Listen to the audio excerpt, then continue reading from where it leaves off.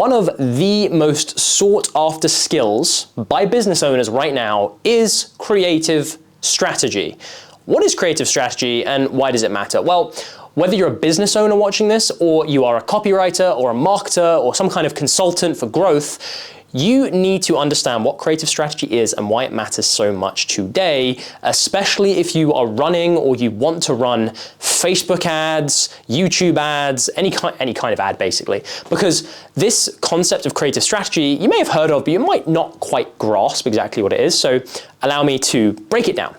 All right, first of all, the key word is creative. Now, I actually kind of hate this word because I think it makes people misunderstand what the point of creative strategy is. When you think creative, often people think of freeform and then think of fluffiness and they think of do it yourself, do whatever you want, be free and easy. No, creative strategy is a serious business and should be treated scientifically. The word creative in creative strategy actually refers to either an image or a video, which are commonly known on different platforms as creatives. So when you're scrolling through Facebook or Instagram and you see an ad that's a video or an image, that video or image can also be called a creative. That's what that means. So creative strategy is simply the strategy you are building around these creatives that you're producing, be they images or videos. So that's what we mean. When we say creative, that's what we're talking about. Creative strategy, therefore, is about two things fundamentally within these creatives.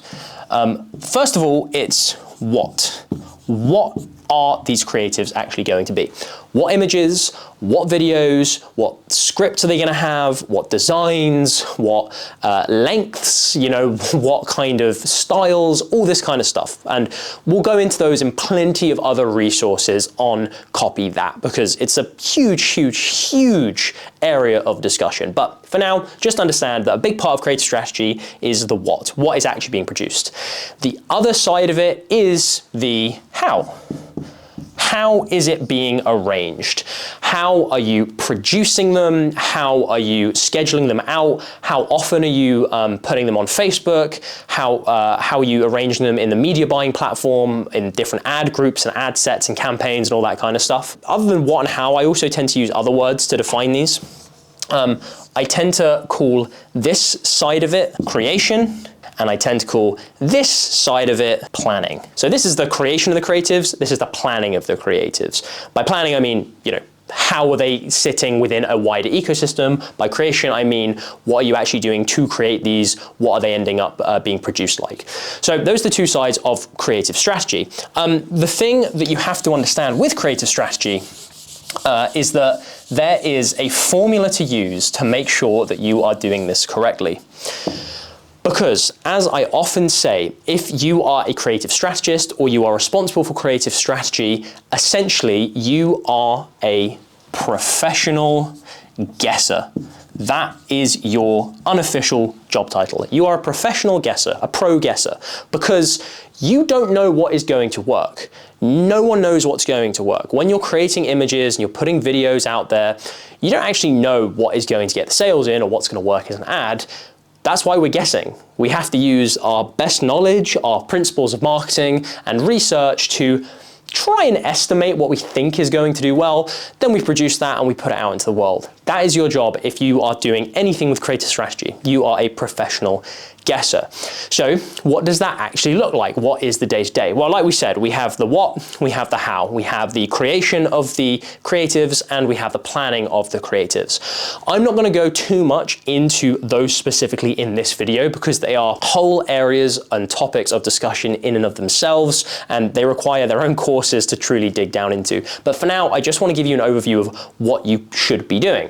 So you're a professional guesser, and what that means is it is your job to try and define what you think is going to work for creatives. And there are 3 things you need to be focusing on to make sure that works. The first one is volume, because remember, you have, let's say over here, you've got an audience, right? That is an audience. Those are people who you want to reach on Facebook, on Instagram, on YouTube, wherever. There's loads and loads and loads of different people in this audience, okay? Loads of different circles, a ton of different people in here. Now, you don't know what is going to appeal to all of those people. You don't know if what you're going to produce is going to appeal to them at all. So what do? Well, let's say you put an ad out there, and an ad, let's say it's a square, and one of your ads lands there. No one's interested in it, just doesn't get anyone. Another one lands there, and another one lands there. You're just not really sucking up any people who are interested. Either that's because your ads aren't very good or because you've misjudged your research. It could be any number of things, but the point is you've tried a few and none of them fit. Oh, well, do you stop there? No, you don't stop there. That's why you need volume, because if you're only putting 1, 2, or 3 ads out, look at how much dead space there is in that area between the audience members. You don't know what ad is going to work, therefore you need more than just 1 or 2 or 3. You need a lot. Exactly how many? Well, that depends. That's a whole other question that deserves its own video. But the point is, you need to make sure you are being responsible for the volume of ads that you put out. Next, I mentioned in there, you need a variety of ads because it's not good enough to just have one ad going out at the same time. So therefore, you need volume. You also need diversity. As well as a lot of ads, you also want a high diversity of ads. You want different kinds of ads. So yeah, you're throwing some squares out there. There's lots of different ways to change up the diversity. Again, we'll talk about that in another video, but you can also throw out triangles, circles, other shapes that I can't think of because I didn't pass mathematics. But the point is, there are a lot of different kinds of ads that you could put out there. Diversity of ads is very important, which links very closely to volume, as you might have guessed, because the more you put out, the more different ads you can put out, and that is how you might grab one that actually does capture a segment of your audience. A triangle ad they might love. They might be like, yes, this is exactly what I want. Fantastic.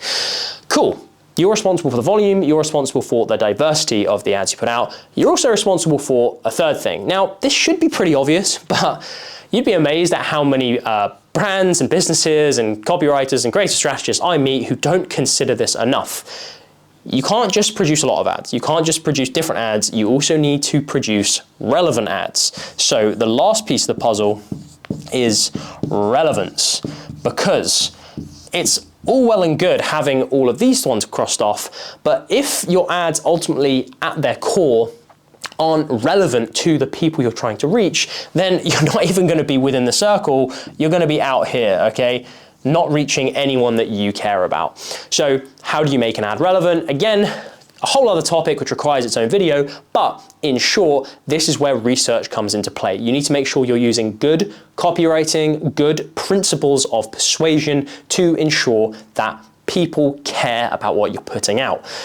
This means every single thing you write, that you script, that you film, that you design, that you give to a team to breathe life into, has to trace back to what does my reader, what does my viewer, what does my prospect actually care about?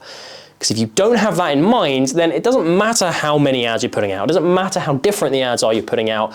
Ultimately, people won't care. And of course, if you really want to know how to be relevant to someone, you can go and watch our whole 22-hour free copywriting mega course on the Copy That YouTube channel, where we go into all that kind of stuff. So go and watch that if you haven't yet. But those are the 3 things that creative strategy encompass: volume, diversity, and relevance. If you are responsible for creative strategy, producing creatives for ad platforms in order to draw people into your brand, you need to make sure you are doing these 3 things. And in a nutshell, that is what creative strategy is all about.